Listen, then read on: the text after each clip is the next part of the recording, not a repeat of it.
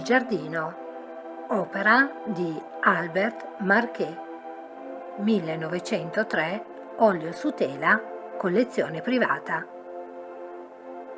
La formazione pittorica di Albert Marquet avviene nell'atelier di Gustave Moreau, l'ultimo artista decadente e continuatore della tradizione romantica di Eugène Delacroix. Dopo la morte di Moreau, continua a esporre al Salon des Indépendants, ma con scarso successo commerciale.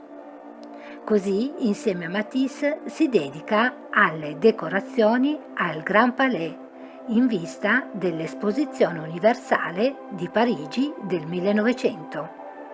Un incontro importante è quello con la gallerista Berthe Weil, che lo include in una mostra collettiva con Matisse e altri 4 ex allievi di Moreau.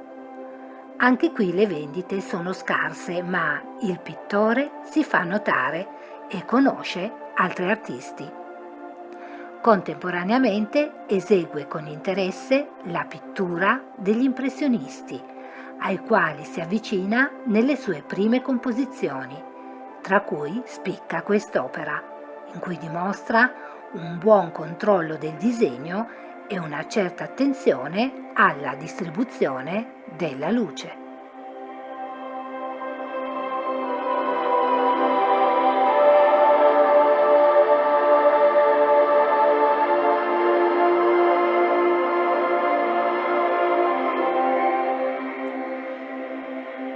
Ringraziandovi per l'ascolto e la visione, vi invitiamo a visitare sempre il nostro sito www.ilcappellodiirma.it.